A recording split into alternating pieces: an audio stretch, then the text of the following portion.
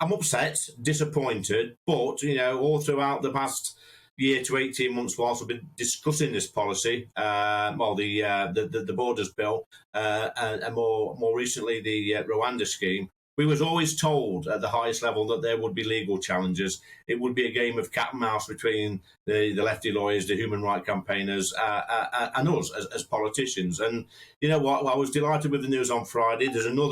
It's round 2 today, and hopefully the judges will see sense and see that the majority of the British public want to see these flights take off. We've got to put an end to this nonsense of these people crossing the channel. It's dangerous. We're fueling a vile, horrible human trafficking trade. And quite frankly, let's be honest. Let me be a politician that's honest for once. A lot of these people, the vast majority of these people coming out of the channel, are not genuine asylum seekers. If they were, they come through proper means. We've had proper means in the past, like the Afghan resettlement scheme. We've had people from Syria. And look at the programme we've got for Ukraine at the moment. Isn't it funny that the people coming from Ukraine are generally young women with children and elderly people? Meanwhile, the people crossing the channel are young men between the ages of 18 and 35. Why are these people leaving their women and children at home? That's the question people in Ashfield are asking.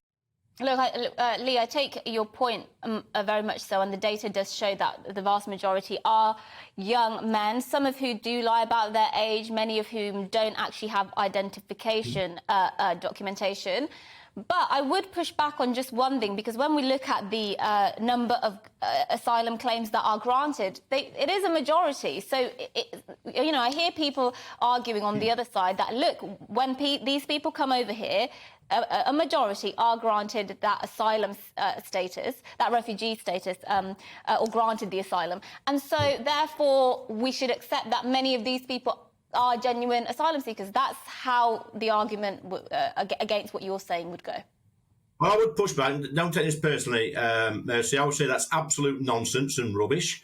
You've got to realise now that these activists, these left-wing lawyers, these human rights campaigners are very, very skilled now at filling out the forms, at going through the appeals process, at making a claim for asylum. It's a bit like, we see people now who's claiming disability benefits, and then, hey presto, all of a sudden you see them diving off the top board at the local swimming pool or on a jet ski somewhere. These people are extremely skilled at filling these forms out and making the claim. That's why it's so high. That's why it bothers me, and that's why we need to get it sorted. Well, the thing is, some of them wanted to go back, didn't they, when they realised that they might be sent to Rwanda? Some of them wanted to go back where they'd actually come from, which is saying that this whole thing could slightly work. But my worry is, what message do you think, though, Lee, if this fails and we end up literally taking no one, although they've paid for the plane and they said even if one person's on board, they'll take it, they'll take them. But if this fails, what message do you think this will send to the rest of the world?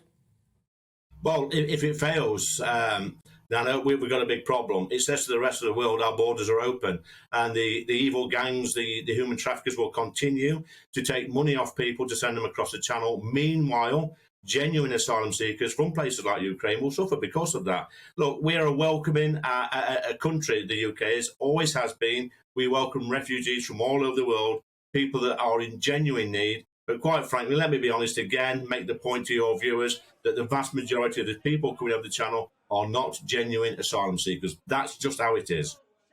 And Lee, very finally, if it does fail, whether it fails in the courts or whether it does work, but it doesn't actually stem the inflow of migrants from the channel, across the channel, does there need to be a change of leadership at the Home Office?